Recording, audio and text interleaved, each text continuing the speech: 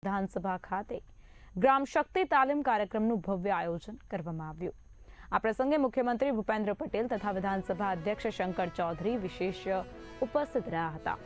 ઉત્તર ગુજરાતના બનાસકાંઠા, વાવ, થરાદ, મહેસાણા, પાટણ, સાબરકાંઠા અને અરવલ્લી જિલ્લાના વિવિધ તાલુકાઓમાંથી કુલ 260થી વધુ સરપંચોએ તાલીમમાં હાજરી આપી। કાર્યક્રમ દરમિયાન સરપંચોને સંસદીય લોકતંત્રમાં પંચાયતની ભૂમિકા, જી રામજી ગ્રામ વિકાસ યોજના, વિકાસના કામો, પંચાયત હિસાબી નિયમો તેમજ ગ્રામ સભા અને પંચાયત સભામાં સરપંચની ભૂમિકા, અધિકારો અને ફરજો અંગે નિષ્ણાંત તજજ્ઞો દ્વારા વ્યાખ્યાન આપવામાં આવ્યું।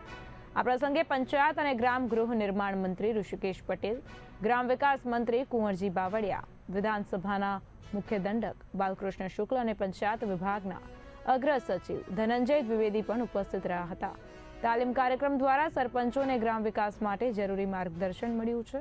જેથી ગામડાઓના સર્વાંગી વિકાસમાં પંચાયતની ભૂમિકા વધુ મજબૂત બને તેવી અપેક્ષા વ્યક્ત કરવામાં આવી। આજે વિધાનસભા પરિષદની અંદર માનનીય અને આદરણીય અમારા અધ્યક્ષ શંકરભાઈ ચૌધરીના મનમાં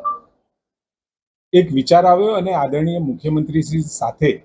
એમને સંવાદ કરી અને નક્કી કર્યું કે સરપંચો નવા ચૂંટાયેલા છે તો કેટલીય વિકાસલક્ષી યોજનાઓ એમના થકી ગામડાઓમાં અમલવારીમાં મૂકવાની હોય છે। તો એક જરા ઉત્તર ગુજરાત અને ઝોન વાઇઝ આજે ઉત્તર ગુજરાતમાં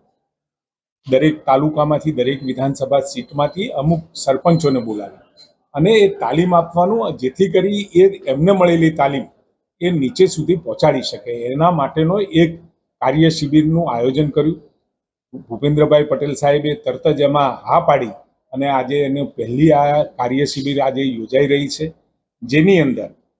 સંસદીય લોકતંત્રની અંદર પંચાયતોની ભૂમિકા સાથે હમણાં જ જી રામજી ના વિષયને ખૂબ સારી રીતે સમજાવવાનો અને જી રામજી દ્વારા ગામનો એક ગ્રામ વિકાસનો નકશો પણ જી રામજી થકી બની શકે। વિલેજ ડેવલપમેન્ટ પ્લાન આપણા ત્યાં તો છે,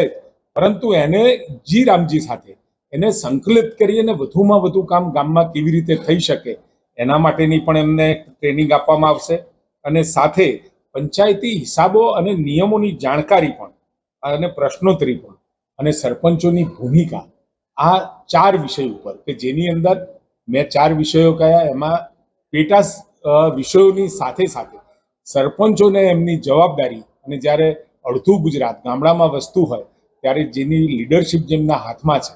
દોરવણી અને વિકાસની જવાબદારી જેમના હાથમાં છે, એવા સરપંચોને આ ખૂબ ફ્રૂટફુલ આ આખી કાર્ય શિબિર